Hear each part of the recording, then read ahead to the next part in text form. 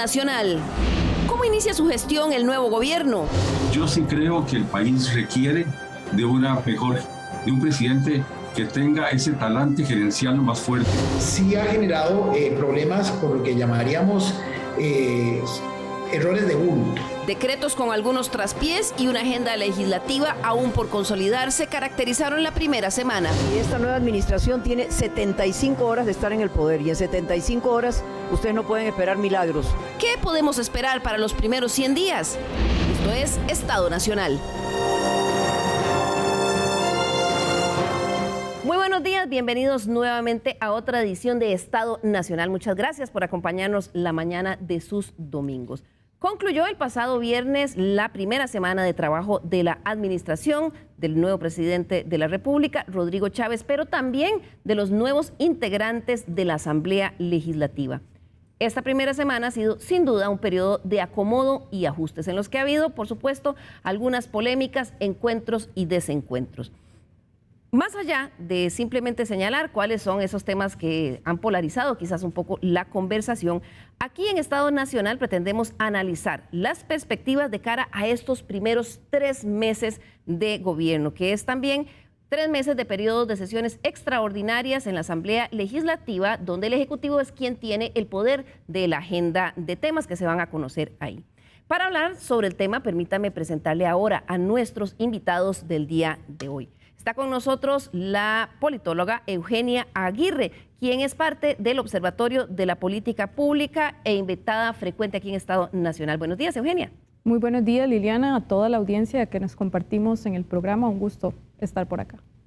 También invitamos el día de hoy a 2 jefes de fracción de la Asamblea Legislativa para ver con ellos un poco en retrospectiva qué sucedió ahí en el Congreso. También le damos la bienvenida a don Eliezer Feinza, quien es el jefe de fracción del Partido Liberal Progresista. Buenos días, don Eliezer. Muy buenos días, Liliana, y muy buenos días a toda la audiencia de Estado Nacional. Es un placer estar por acá. Ya vamos a hablar de todas esas cosas que se vivieron en estas primeras sesiones en el Congreso. También es un honor para Estado Nacional contar con la visión y el análisis de don Constantino Urcullo. Él es abogado, politólogo, profesor universitario en el país y a nivel internacional y también consultor de riesgo político y exdiputado. Buenos días, don Constantino, qué gusto tenerlo acá. Muchas gracias por la invitación, Liliana. Buenos días. Mucho que analizar, ¿verdad? Ahí hay material. Hay material. Complementa nuestro panel del día de hoy la diputada liberacionista Katia Rivera, quien es también jefa de fracción. Muy buenos días, doña Katia. Muy buenos días, doña Liliana. Muchísimas gracias por el espacio. Saludos a los compañeros panelistas y, por supuesto, a ustedes que nos observan en sus casas. Bien, y el día de hoy aquí en Estado Nacional también habíamos invitado desde inicio de semana a la ministra de la Presidencia, doña Natalia Díaz. Sabemos que fue una semana con muchísimas cosas que atender. Nos habían dicho que se iba a tratar de conseguir el espacio. Sin embargo, como hemos visto, la agenda de esta ministra, el señor presidente, pues se ha dividido entre atención en el Congreso, atención a las dudas que hubo sobre algunos decretos y también en la elaboración de la agenda que presentaron, la convocatoria de proyectos de ley al Congreso. Esperábamos que hoy, en el transcurso de las horas posteriores a la grabación de este programa, pudiéramos contar al menos con algunas declaraciones. Nos indicaron que no había sido posible. Esperamos que en próximos días podamos tener a doña Natalia Díaz acá para conversar un poco de esa visión. Pero vamos a entrar en materia y tal vez comienzo con usted, don Constantino. ¿Qué vimos esta semana? Porque hay quienes, digamos, han concentrado la conversación solo en el tema de la polémica que generó los primeros decretos, sobre todo por la reacción que hubo de la comunidad científica nacional y la comunidad médica, pero en conjunto, ¿cómo valora usted o evalúa esta primera semana? Bueno, yo siento que es una semana de tanteos, de pruebas, como corresponde a cualquier gobierno, con algunos resbalones. Básicamente el tema del decreto de las mascarillas y de la supuesta derogatoria de la vacunación obligatoria. Luego hubo una discusión donde inicialmente parecía que iba a haber acuerdos sobre la agenda legislativa, pero ayer tuvimos una circunstancia en la cual todas las fracciones se opusieron a la actitud y posición de la fracción del partido de gobierno. Ha sido agitada, ha sido compleja. No hay que exagerarlo porque es parte de un inicio, pero también revela un poco de improvisación de parte tanto del Poder Ejecutivo como de su fracción. Claro. Eugenia Aguirre, ¿cómo lo valora usted? Complementaría este comentario al respecto de la situación en torno a la agenda legislativa, que creo que ha sido la más intrincada o lo que ha llamado más la atención. Este gobierno inaugura una reforma constitucional que permite iniciar la administración con el poder de convocar proyectos de ley y decidir qué discute el Congreso.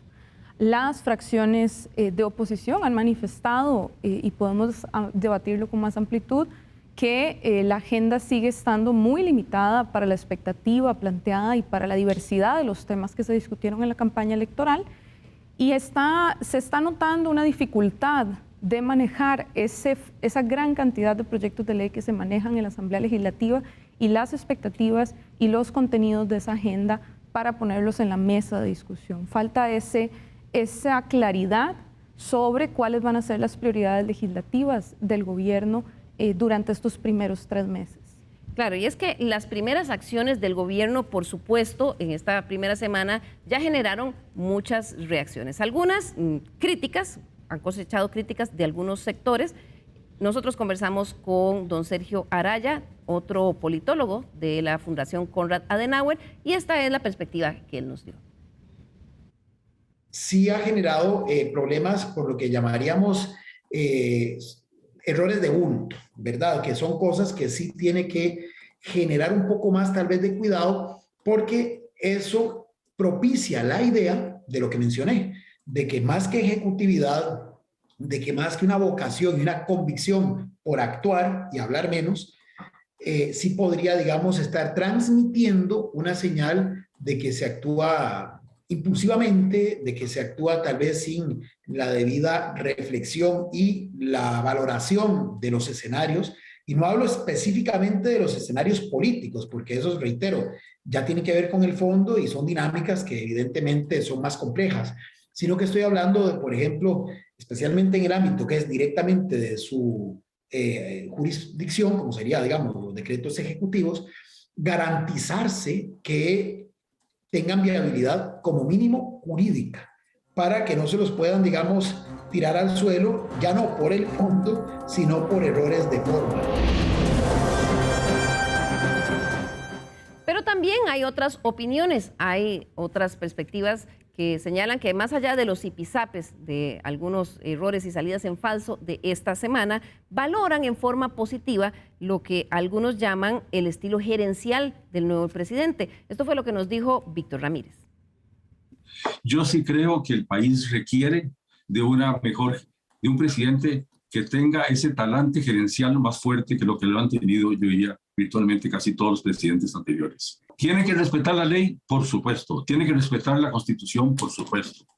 ¿Verdad? Y tiene que tener una persona el diálogo, la transparencia, la rendición de cuentas frente a la prensa y frente a todos. Pero en general, como su pregunta era un poco general de qué es lo que siento sobre esto, diría, pues sí, que este problema concreto de las mascarillas debe, ojalá, solucionarse pronto, para bien de todos, pero que en general, digamos, la visión que yo siento sobre este gobierno y las medidas que ha tomado y la actitud que tiene el presidente, me parece que pueden ser algo novedoso y refrescante para la sociedad costarricense. Son puntos de vista diferentes, don Constantino. ¿Un estilo gerencial refrescante, como dice don Víctor Ramírez, o un poco de impulsividad, como señalaba don Sergio Araya?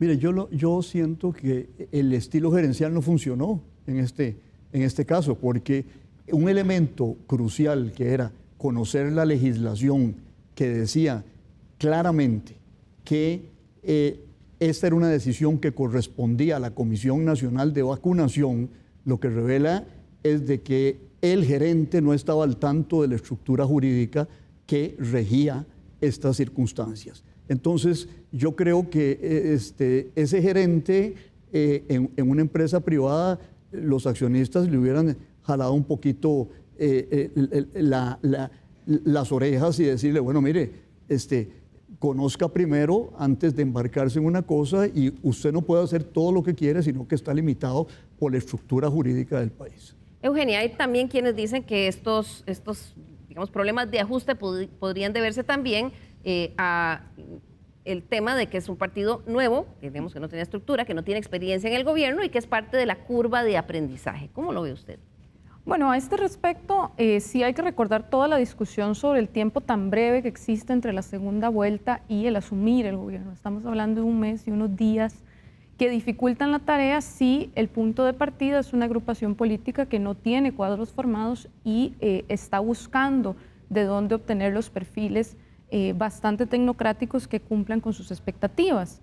En este sentido, hubo y pudimos valorar a lo largo de las semanas posteriores a la elección una concentración en el tema de la conformación del gabinete. No tuvimos noticias en otras instancias y esto concentra el núcleo duro de confianza del presidente, que está compuesto por las dos vicepresidencias, la ministra de la Presidencia y la señora Pilar Cisneros como jefa de fracción, en la discusión del gabinete. Y ahí había una tarea paralela fundamental, que era no solo pensar en los primeros decretos, sino también en esta primera agenda, que sí habían sido muy claros y en eso fueron coherentes, que iba a ser una agenda corta, que no iba a ser una agenda abultada, pero que a las expectativas que la campaña política planteó sigue siendo una agenda legislativa que tiene falta de proyectos de fondo, ¿verdad? Y creo que eso lo podemos ver, por supuesto, en la discusión legislativa de la última semana, aunque sí hay temas importantes que se pusieron sobre la mesa, como las discusiones sobre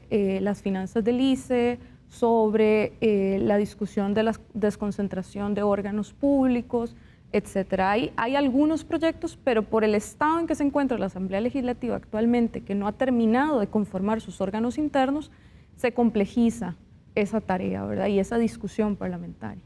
Claro, y es que lo que hemos visto en esta primera semana va como en tres estadios. Primero, el anuncio de los 3 decretos que el presidente hizo el día que asumió el poder. También ahí señaló que iba a dictar 7 directrices con temas que tenían que ver con el arroz, el precio de los medicamentos, el precio del arroz, precio de medicamentos, el registro de agroquímicos, el tema de las 5G, que las tenga que utilizar o licitar el Instituto Costarricense de Electricidad. Y por otro lado está la convocatoria de proyectos a la Asamblea Legislativa. Y ahí le pregunto, don Eliezer Feinsack, un poco cuál fue la sensación, porque hubo primero una convocatoria con unos proyectos, luego hubo una ampliación de esos proyectos, pero ¿cómo lo valoran ustedes?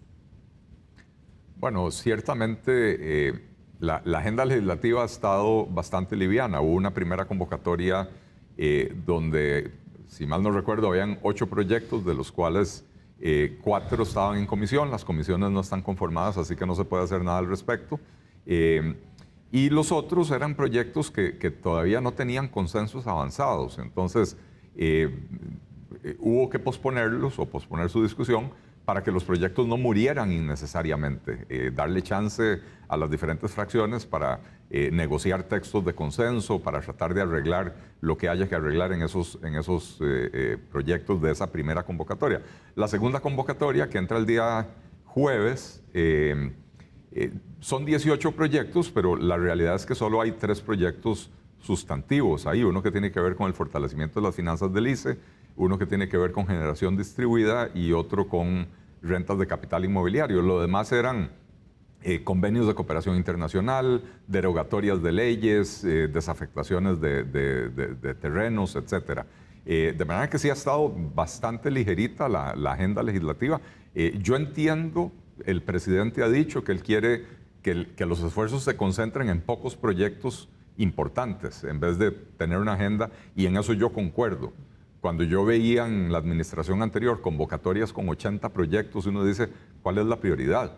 Cuando usted tiene 80 proyectos de prioridad, es que no tiene o no sabe cuáles son las prioridades.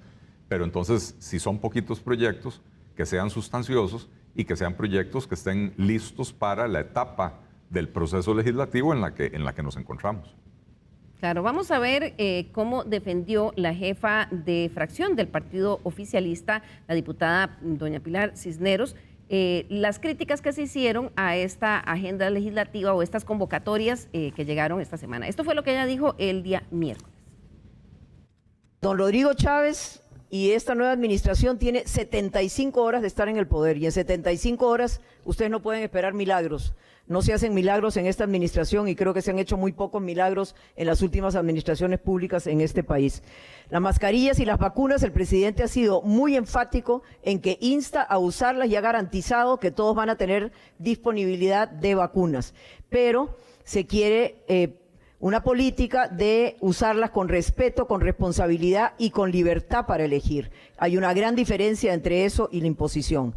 El testigo de la corona, doña Gloria, efectivamente existe. Yo le pregunto a ustedes, ¿por qué no funciona? En esta ocasión, como por primera vez la nueva administración empieza en periodo extraordinario, es imposible empezar con proyectos nuevos en plenario, porque estos deben pasar primero por comisiones que hoy no existen, a menos que quisieran dispensarlas de todo trámite.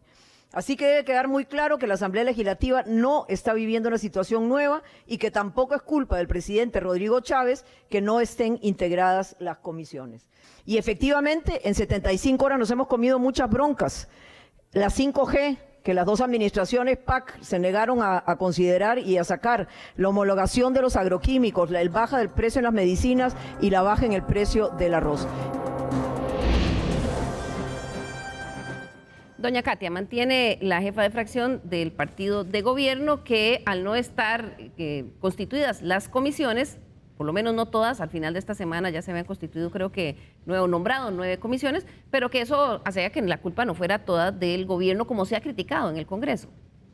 Bueno, aquí como lo estaba explicando doña Eugenia en el apartado anterior, mucho tiene que ver con la complejidad del trabajo o el ordenamiento legislativo. Pero por supuesto que hace semanas atrás que usted misma nos había invitado, doña Liliana, a conversar acá sobre la agenda que teníamos cada una de las diferentes fracciones, nosotros habíamos tenido ya reuniones con el presidente don Rodrigo Chávez, donde él nos hacía la consulta. Cuáles eran los proyectos que nosotros queríamos dar a conocer y hacer él una sumatoria. Y de hecho esa convocatoria no es de 75 horas, es semanas antes, y la respuesta de nosotros como fracciones de oposición, y esto yo creo que fue unánime, es queremos saber cuál es la contraparte. Cada uno de nosotros, y hablo por Liberación, ¿verdad? En este momento tenemos una agenda clara con 5 ejes en el tema de reactivación económica, costo de la vida, empleo, educación y derechos humanos. A cada una de esas presentamos un proyecto, se lo dimos con antelación a la ministra de la Presidencia electa en ese momento, al igual que a doña Pilar, y nunca conocimos cuál era esa contraparte por parte de el señor Chávez. Pues esta agenda, si la hubieran construido con una visión de un equipo económico de forma previa, no estaríamos sufriendo todas las fracciones de estos ajustes de último momento. Creo que fue también compartido en las noticias que la agenda se recibía con 20 minutos, con 10 minutos, con 5 minutos, ¿verdad? De atraso al corte límite que es al mediodía. Entonces yo creo que acá sí, es cierto, estamos entrando por primera vez a un periodo de sesiones extraordinarias, que es el Ejecutivo el que convoca, pero ¿cuál ha sido esa convocatoria o esa sumatoria de los esfuerzos brindados de forma previa por parte de las distintas fracciones? Y por otro lado, ¿cuál es la visión? No podemos llegar a ese rejuntado de proyectos por separado. En esto nuevamente coincido con don Eli en el sentido de que no se trata de tener un paquete gigante de proyectos, lo que queremos es hacer un análisis, pero que todo venga concatenado. O sea, estamos hablando de reactivación económica con equidad, estamos hablando de cómo poder sacar al país adelante. ¿Cuál sigue siendo esa visión de parte del Ejecutivo? Porque todavía no la hemos visto. Claro, don Eli, esto podría ser, como decía la jefa de fracción del partido oficialista, un impasse, es decir, como no había comisiones instauradas, ellos están tomando ese margen para luego pasar una agenda de proyectos, ¿o usted considera que hay un poco de improvisación en esto? Bueno, yo creo que lo que hay es algo que señaló Eugenia también, y lo he dicho repetidamente, tanto en el plenario como en declaraciones a la prensa. El periodo de 2 meses entre primera y segunda ronda es un absoluto despropósito y un desperdicio monumental de tiempo y de plata. Y eso deja nada más un mes entre la segunda ronda y que el presidente electo asuma el poder. Y en ese mes, pues tienen que conformar equipos de trabajo, gabinete, presidencias ejecutivas, tienen que preparar decretos, tienen que preparar proyectos de ley, tienen que preparar una agenda legislativa, y realmente el tiempo es corto, ¿verdad? Entonces, se hizo una reforma en el último periodo que permitió que el actual gobierno sea el primero en la historia que entra con control de la agenda legislativa, pero no se hizo la reforma complementaria, que era mover la segunda ronda a un mes después de la primera ronda para que quien resultara electo tuviera 2 meses para prepararse. Habiendo dicho lo anterior, los que entramos a la campaña sabíamos cuáles eran las reglas del juego y estaba en cada uno de nosotros prepararse lo mejor posible para eso. Se señaló repetidamente en campaña, ¿verdad?, que el presidente Chávez, en ese momento el candidato Chávez, no mostraba a su equipo, no se sabía quiénes eran y entonces, por supuesto, si no había equipo, no estaban trabajando en lo que se tenía que ir avanzando en paralelo para poder estar preparados para gobernar. Así que pues yo no diría que es un asunto de que porque las comisiones no están conformadas. Históricamente las comisiones se han venido conformando entre la segunda y la tercera semana del mes de mayo, eso ya es conocido, es un proceso complejo donde usted tiene, me acuerdo, 21 o más comisiones permanentes y aparte tiene comisiones especiales, tiene 57 diputados y tiene que armar el rompecabezas de cómo distribuir a esos 57 diputados en las diferentes comisiones.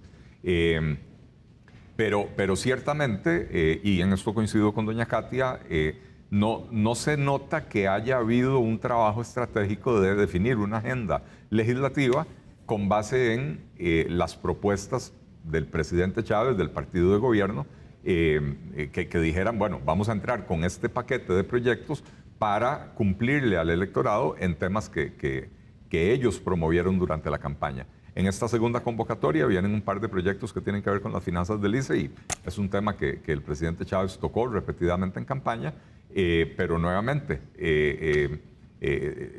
sigue siendo una agenda bastante liviana todavía a estas alturas y no creo que la responsabilidad de eso esté en el hecho de que las comisiones no estaban conformadas todavía. No estaban conformadas, pero al final de la semana ya se nombraron algunas. Por ejemplo, se institucionalizó, y ahora le voy a preguntar a don Constantino si las nombran o cuándo entran ya a trabajar, pero se nombró la Comisión de Asuntos Agropecuarios el jueves, también la Comisión de Asuntos Económicos, la Comisión de Asuntos Hacendarios también quedó nombrada el día jueves, la de Gobierno y Administración, la de Asuntos Jurídicos, la Comisión de Asuntos Sociales, también la Comisión Especial de Redacción, la Comisión Permanente Especial para el Control de Ingreso y Gasto Público y la Comisión Permanente Especial de Seguridad y Narcotráfico. Esas comisiones quedaron nombradas ya el día jueves. Si no me equivoco, don Constantino, el reglamento legislativo le da al directorio de 3 semanas, creo que es un mes para nombrarlas. Bueno, ya se corrió y se nombró. Don Constantino. Sí, faltan el nombramiento de las comisiones especiales, pero ya están, y se nombró una especial en esta decisión, pero falta, pero se nombraron todas las comisiones permanentes. Estas comisiones entrarán a trabajar la próxima semana. Ya deberían de tener desde Zapote claro a qué proyectos van a dirigir hacia esas comisiones. Creo que eso es muy importante tenerlo en cuenta porque realmente yo coincido con don Eli en el tema de que lo que hay aquí no es tanto que las comisiones no se hayan activado. Doña Gloria Navas le dijo en un intercambio a doña Pilar que había 300 proyectos que podrían tener cierto trámite y el fondo del asunto es de que no había equipo, que no había estrategia, que no se había, el presidente hablaba de disciplina estratégica, pero no definía la estrategia. Y la mejor comprobación de esto la dio don Rodrigo Arias cuando dice claramente, bueno, en todos estos proyectos que nos mandan, no hay ninguno que tenga que ver con reactivación económica. Y el tema de reactivación económica era un tema crucial para toda la campaña. Yo creo que si le preguntan a la fracción liberacionista o le preguntan al Partido Liberal Progresista qué piensan en reactivación económica y qué hubieran llevado ahí, lo pueden decir muy fácilmente. Pero, ¿qué fue lo que pasó? Ministros que no se conocían entre sí, ministros al que el presidente los había entrevistado una vez. ¿Qué puede salir de esa diversidad y de esa heterogeneidad? Solo un poco de desorden, que es lo que ha pasado esta semana. Pero un desorden, digamos, que se puede comprender, Eugenia, tomando en cuenta que es la primera semana, o cuánto tiempo se esperaría para que haya una recomposición y se mande una señal más sólida. Bueno, es que el tema es que para poner a trabajar el Poder Legislativo hay múltiples estrategias y creo que ahí es donde falla la pericia de los operadores políticos del gobierno. Y parte de estas estrategias pueden ser asuntos como convocar proyectos de reforma constitucional. De hecho, la Asamblea Legislativa que acaba de salir dejó 4 reformas constitucionales avanzadas en su trámite. Hay posibilidad de convocar proyectos de ley que tengan que ver con la reforma al reglamento legislativo. Hay posibilidad de convocar algún proyecto que se haya quedado pendiente de segundo debate y que sea de alto consenso. Es decir, las posibilidades son amplias, o inclusive, ¿por qué no?, la estrategia de convocar un único proyecto lo suficientemente polémico para que los 57 señores y señoras diputadas tengan mucho que decir. Entonces ahí es una herramienta poderosísima con la que cuenta el Poder Ejecutivo, y que si el día lunes se instalan las comisiones y el martes y el miércoles sesionan, deberían estar abocados completamente a llenar de contenido esas comisiones, porque si no el argumento de la organización interna del Parlamento se cae, ¿verdad? Y ahí entonces llegamos y volvemos a otra argumentación que tiene que ver con esa falta de estrategia. Claro. Doña Katia, don Eli, tal vez si les explicamos a los costarricenses cómo funciona esto una vez que ya estas comisiones quedaron integradas el jueves, qué es lo que va a cambiar de la dinámica legislativa la próxima semana. Bueno, mucho tiene que ver con el estado en el que se encuentran los proyectos de ley, ¿verdad? Las etapas que hay que ir cumpliendo según el reglamento.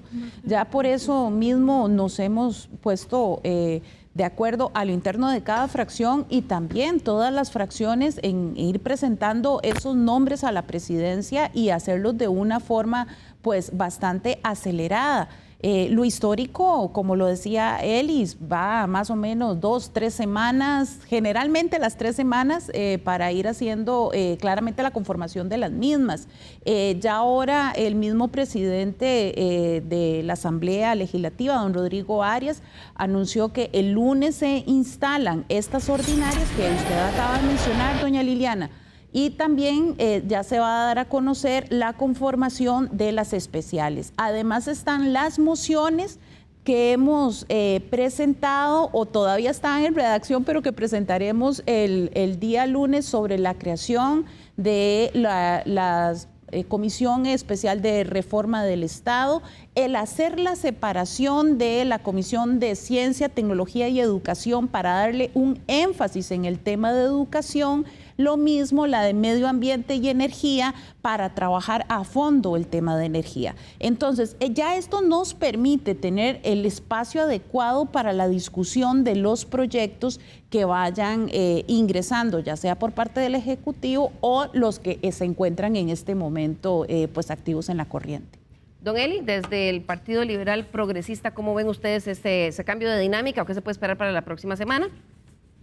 Bueno, hay que empezar por entender que las comisiones, las que ya están nombradas, se van a instalar el lunes.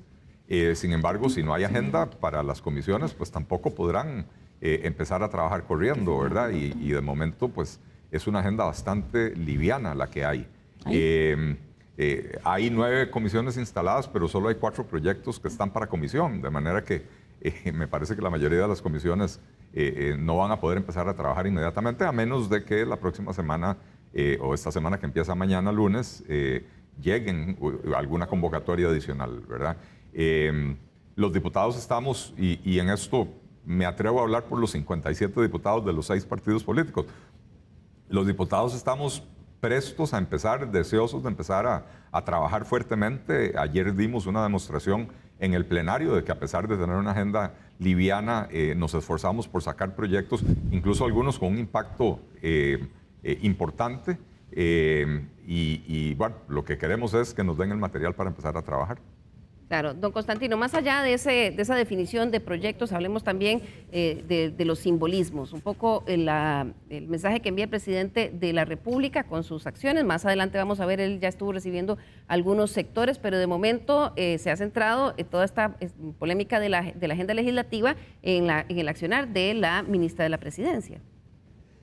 Sí, yo creo que esta semana es de desgaste para su capital político e innecesario, porque realmente el tema de las vacunas y la mascarilla era un tema secundario dentro de los grandes cambios de los que ha hablado el presidente. Se desperdiciaron el tiempo en una confrontación, a mi juicio, innecesaria, porque la ley estaba clara en cuanto a quién podría hacer las manifestaciones pertinentes en el terreno jurídico con esta cuestión. Si querían cambiarlo, convoquen a la Comisión Nacional de Vacunación, y eso no se hizo. Entonces, yo creo que es un tiempo precioso desperdiciado. Ayer hubo un cambio en la actitud gubernamental porque cambiaron la conversación. Ayer nos referimos al día jueves. Sí, al día jueves. Sí, el día jueves hubo un cambio importantísimo, que fue que se cambió la conversación y se pasó de discutir mascarillas y se pasó de discutir vacunación y los temas de agenda, y el gobierno manda una conversación nueva. Esa conversación nueva es en torno al diálogo con los sectores sociales, con la patronal y con los sindicatos, algunos de los sindicatos y algunas de las cámaras. Entonces, yo creo que eso es un movimiento táctico importante desde el punto de vista de la comunicación política, porque ahora se empezará a hablar del diálogo a partir del jueves, el viernes se hablará de diálogo, y el gobierno trata de definir una agenda de comunicación diferente a mascarillas y agenda legislativa. Para salir de esa polémica que generó el tema de mascarillas, precisamente el economista Denis Meléndez publicó esta semana un post en sus redes sociales, vamos a verlo ahí en pantalla, donde él dice, la gente hizo un llamado a una cosa que parece interesante: la gente hace fiesta por la eliminación del uso obligatorio de mascarillas. Eso está muy bien en aras de la libertad, aunque yo las seguiré usando voluntariamente. Pero ni siquiera se enteran de las cosas verdaderamente importantes: el inicio de la apertura del mercado del arroz, la liberación de las frecuencias 5G secuestradas por el ICE, la reorganización del MOP, en donde el propio Méndez Mata dijo que sobraba la mitad del personal, el rompimiento de distorsiones en los mercados de medicamentos y agroquímicos, y la sinceración de los estados financieros del ICE, aunque descubramos que la quiebra en que está es mucho mayor. Y otras cosas más, como el secuestro de la caja, las listas de espera y los privilegios para algunos. No he visto comentarios sobre estas cosas, que son sobre lo que deberíamos estar discutiendo. Don Constantino, esa discusión se centró en las mascarillas precisamente por el orden de prioridad que escogió el Ejecutivo, ¿verdad?, de firmar esos decretos. Ciertamente. Y bueno, los temas que toca don Denis en ese post son importantes. No todos, ni las soluciones que él propone, son igualmente importantes. A mí me parece que el tema del arroz es un tema importante, la 5G es un tema importante, y sobre todo la gran discusión que tiene que darse en torno a la reactivación económica. Porque todo el mundo dice reactivación económica, pero ¿cómo se desglosa eso? ¿Cómo se desagrega esa cuestión de la reactivación económica?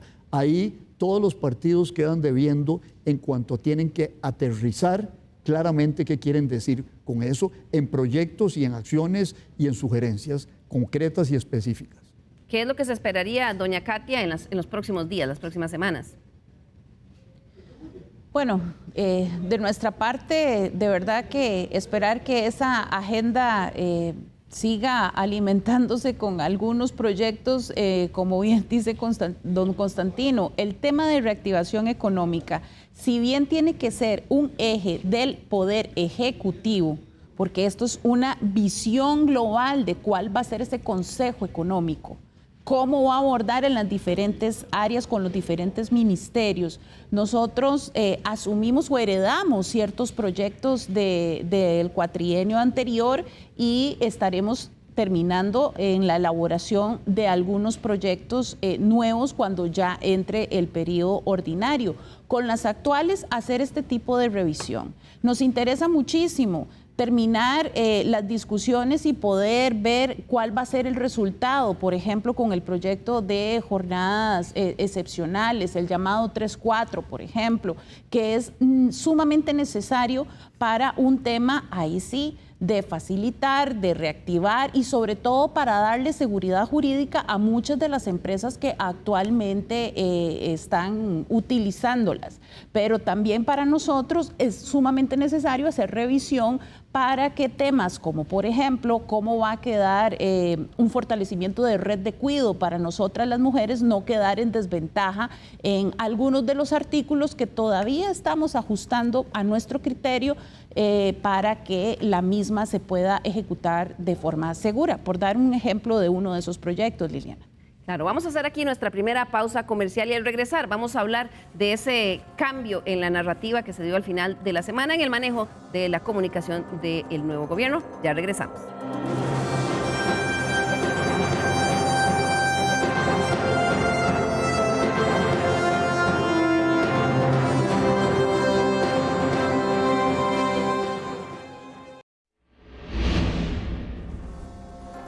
Le recordamos nuestro correo l.carranza@teletica.com. Escríbame, me interesa mucho que nos sugiera temas para tratar aquí en la Mesa de Estado Nacional y valoramos mucho también sus observaciones y críticas. Bien, el inicio de la nueva administración se vio marcada por la polémica ante los primeros decretos. Sin embargo, ya hacia finales de la semana, el jueves cambió un poco la narrativa y recibió a algunos sectores en casa presidencial. Por un lado, recibió a los representantes del sector empresarial, la UCAEP, la Cámara de Exportadores, la Cámara de Turismo, la Cámara de Industrias y la Unión de Pequeños Productores Agropecuarios, UPA Nacional. Ellos fueron a un almuerzo con el presidente de la República y ahí el tema de conversación principal fue el de la reactivación económica y cómo lograr soltar las amarras que dice el sector productivo tienen para poder producir más empleo en el país. Estas fueron las declaraciones que dio el presidente y los representantes del sector al terminar esa reunión. Este diálogo lo vamos a tener de manera recurrente con diferentes cámaras. El sector empresarial de Costa Rica es un sector muy organizado y entonces vamos a ir rotando las diferentes cámaras para recibir sus inquietudes y las necesidades que tiene el sector de acción de política pública para que ellos puedan trabajar. Nosotros lo que les dijimos es, no les vamos a regalar nada porque no tenemos que regalar, lo que les vamos a hacer es dejar trabajar de acuerdo a nuestro marco jurídico, quitando los obstáculos innecesarios. Conversamos de la generación de empleo, de la necesidad que este país tiene de devolverle el empleo a los miles de costarricenses y sobre todo mujeres que han perdido esa capacidad, por favor, de llevarle de comer a sus familias. Eso para el sector productivo es un reto que tenemos que resolver. Los niveles de pobreza en este país no deben de seguir y hoy el señor presidente nos ha dicho, los vamos a dejar trabajar. El presidente de la República también recibió el mismo día, hacia el final de la tarde, a los representantes de los sectores sindicales. Con ellos estuvo conversando, abriendo, según él, un diálogo y el representante de la ANEP, Albino Vargas, señaló que habían presentado una carta con todos sus planteamientos, pero que en general les solicitaron también una revisión exhaustiva a la ley de empleo público. Don Constantino cambió esto y es, digamos, la selección también de los actores que pone el presidente en la primera semana para recibir. ¿Cómo leemos eso? Bueno, aparte del cambio de narrativa, que es lo que hemos comentado, creo que es una decisión de fondo importante.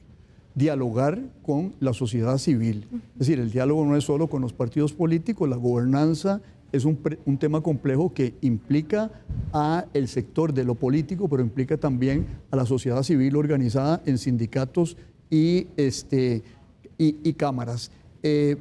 La iniciativa me parece buena, creo que debe mantenerse de una manera permanente y estable con todos los sectores, no solo con unos sectores.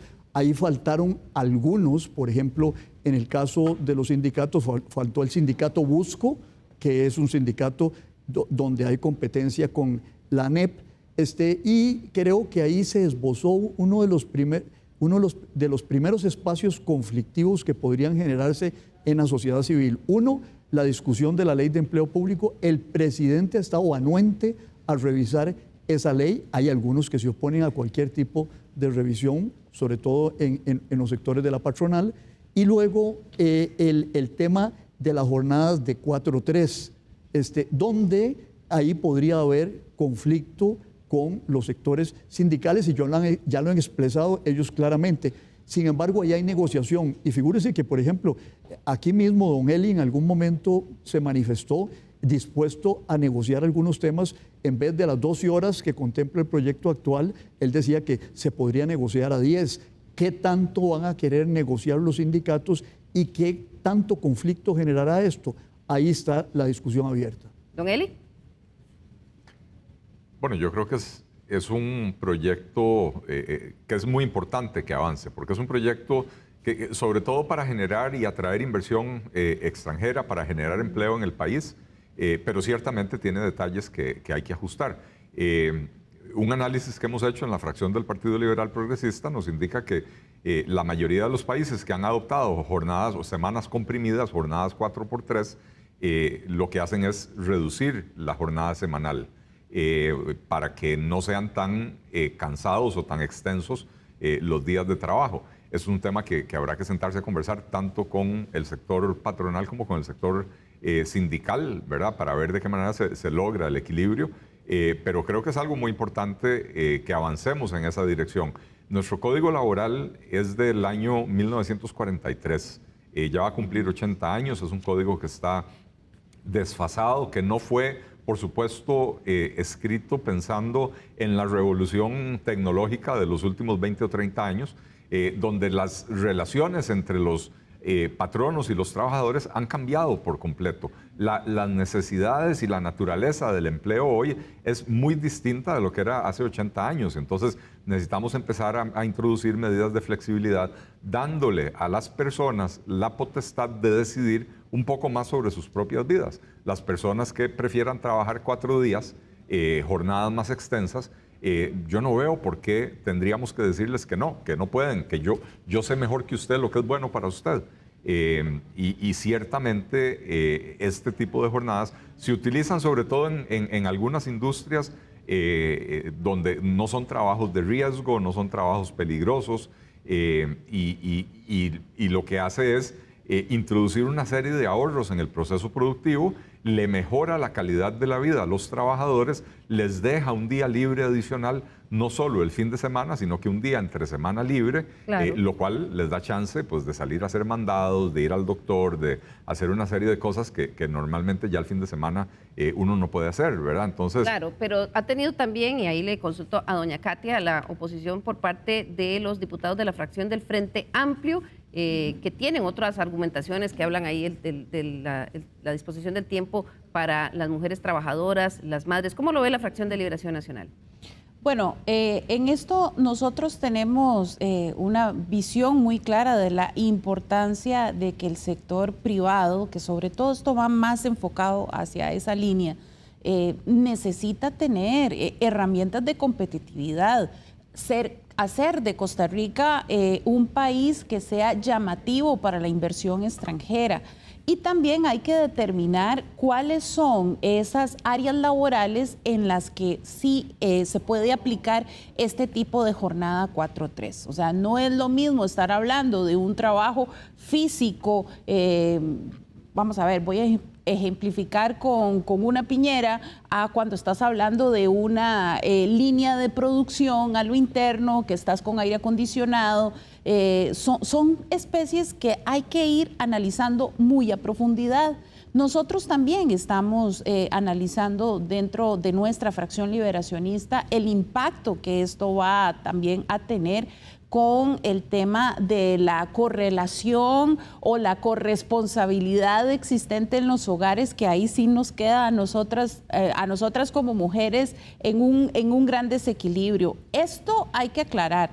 Nosotros estamos de acuerdo en que esto sea de labor voluntaria. En algunos países se ha tomado hasta un tema de porcentajes también, ¿verdad? De todo el grupo laboral que estaría entrando en esta dinámica, pero sí somos conscientes que ese código de trabajo de los años 40 hay que actualizarlo. No podemos retroceder en derechos laborales. Hay todo un acuerdo con CAFTA, pero siempre hay que lograr esos equilibrios. Claro. Hay que darle esa seguridad también a todo el sector productivo nacional para poder dejarlos competir a nivel internacional y tener una mayor productividad para Costa Rica. Claro, de ahí la relevancia de esa selección de los actores que llegan a Casa Presidencial en esta primera semana, el sector empresarial y los sindicatos. Eugenia, otro de los temas que cuando ya empezaba a recomponerse esa narrativa del gobierno el jueves, les tomó también por sorpresa, bueno, no sé si por sorpresa, el día viernes, y es la primera baja en el gabinete, un viceministro, el viceministro de Juventud, Ricardo Seravalli, tuvo que renunciar después de que en la prensa, el medio digital CR Hoy, diera a conocer que había sido despedido por incumplimiento de deberes en su trabajo anterior. Eugenia. Este es un tema que venimos viendo como tendencia hace ya algunos gobiernos, que es la creciente inestabilidad en los gabinetes. Y a los gabinetes nos referimos a los cargos que nombra directamente la presidencia o el Consejo de Gobierno para dirigir instituciones en primero o en segundo nivel, ya sea un ministro, ministra o un viceministerio. En este sentido, entiendo que el proceso sobre el viceministro de la Juventud fue parte de una incidencia que llevaron adelante jóvenes de varios partidos políticos referentes a el perfil profesional de esta figura que tiene enorme incidencia con las juventudes de los partidos políticos y de otros sectores sociales. Y en consecuencia, esta semana el diputado José Pablo Cibaja utilizó su tiempo de control político para denunciar lo controvertida de esta decisión de nombrar a un joven cuestionado y que vendría a complicar la gestión política del viceministerio que trabaja con todos los territorios del país.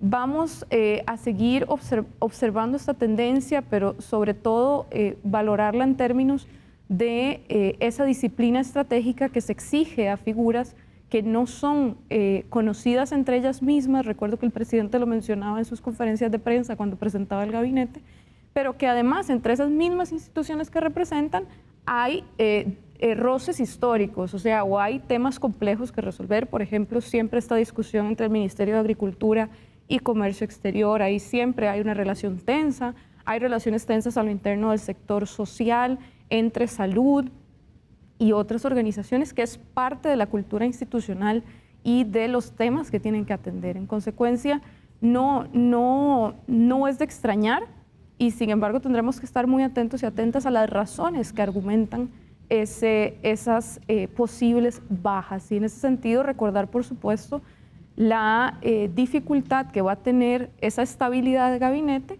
cuando se exige una disciplina estratégica sobre cuadros que no son cuadros consolidados de gobierno, sino muy recientes. Don Constantino, ¿cómo afecta esta primera baja tan pronto? Bueno, es muy pronto, pero la proyección mediática que esto va a tener va a ser importante, porque, bueno, yo me imagino a algunos periodistas titulando a menos de una semana la primera baja en el gabinete, y eso da la idea de que hay contradicciones internas, de que el equipo no se conformó bien, de que resulta que, bueno, hay algunos otros ministros que tienen causas pendientes ante el Tribunal Supremo de Elecciones con el financiamiento, también hay otras abiertas en la Fiscalía, y entonces ya la gente empezará a especular de que el carácter heterogéneo y novedoso de gente que inclusive ha estado muchos años afuera va a repercutir sobre la cohesión y la amalgama del gabinete, y que podría presentarse de nuevo el el fenómeno que se presentó con la administración de Carlos Alvarado, donde fue el gabinete más inestable en historia reciente de Costa Rica. Creo que fueron 24 bajas, ¿verdad? Entonces, creo que ya la gente empezará a especular sobre eso. Creo que es injusto y es temprano. Para generalizar eso. Pero sí llama la atención. Es temprano y como muchos dicen, hay que dar tiempo para que se terminen de acomodar. Le pregunto a don Eli y a doña Katia, tal vez comienzo con doña Katia, un poco cómo ha sido la impresión que han tenido en estos primeros días en su relación con la ministra de la Presidencia, Natalia Díaz, y también recibieron ustedes en el Congreso a la ministra de Planificación. Sí, bueno, eso es un espacio que nos había ofrecido la diputada Cisneros para que aclararan un poco sobre la propuesta en el tema de fusión, ¿verdad?, de las instituciones de mayor descentralización que tiene el Ejecutivo. ¿Qué puedo igual mencionar en esto? Son pocos los días, creo que es fundamental el rol que debe desarrollarse desde el Ministerio de la Presidencia. La apertura del diálogo, la conversación perenne y la explicación sobre cuál es el espíritu de muchas de las propuestas que vengan del Ejecutivo. Esto debe ser de 24/7. Pero también lo que esperamos nosotros es que ejerza realmente su capacidad o su investidura de poder en un poder decisorio, ¿verdad? Y que sea respetado por la Presidencia de la República los acuerdos que se puedan llegar a tener en un futuro con su representante, que es la señora ministra. Por ahora, de nosotros muy atentos, ¿verdad?, de esta propuesta que apenas está en ciernes. Es el primer barniz de un reorganizamiento ahí en función de las instituciones, claro, pero que sabemos que tiene función de reforma del Estado. Don Eli, muy brevemente, porque ya se nos acabó el tiempo y quiero ir al minuto final, pero su impresión de estas dos ministras con quienes tuvieron enlace.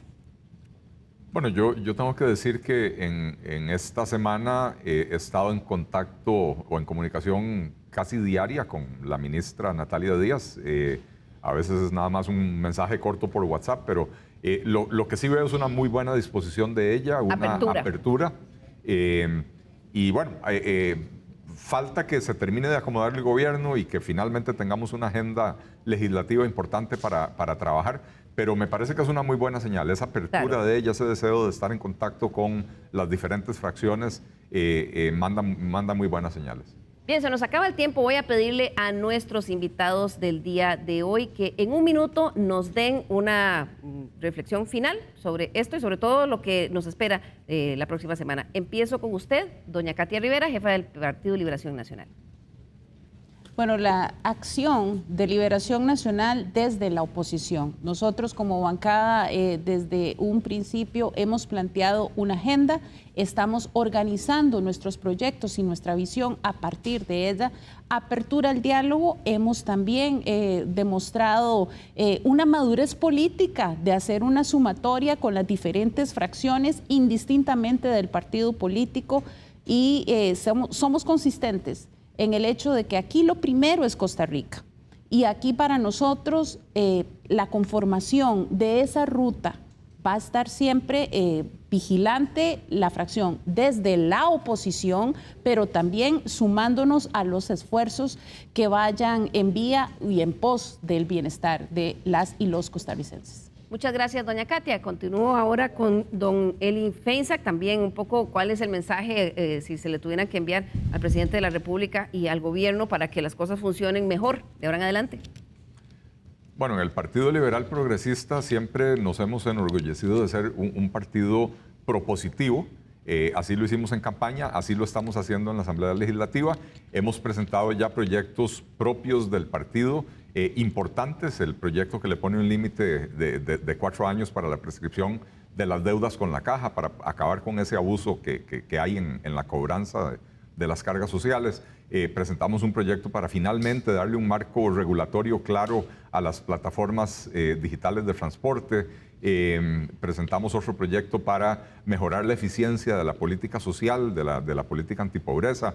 Y bueno, el llamado que hacemos al presidente de la República, al gobierno, pero también a los demás partidos políticos es, señores, la campaña ya se acabó. Fue una campaña dura, fue una campaña fea, pero hoy estamos todos por el bien de Costa Rica y lo que queremos es sacar adelante los proyectos que vayan en la línea de la reactivación económica, la disminución del costo de la vida, la generación de empleo y algunos otros en esa dirección para mejorar la calidad de vida de los costarricenses. Muchas gracias, don Eli. Continúo con Eugenia Aguirre, del Observatorio de la Política Nacional.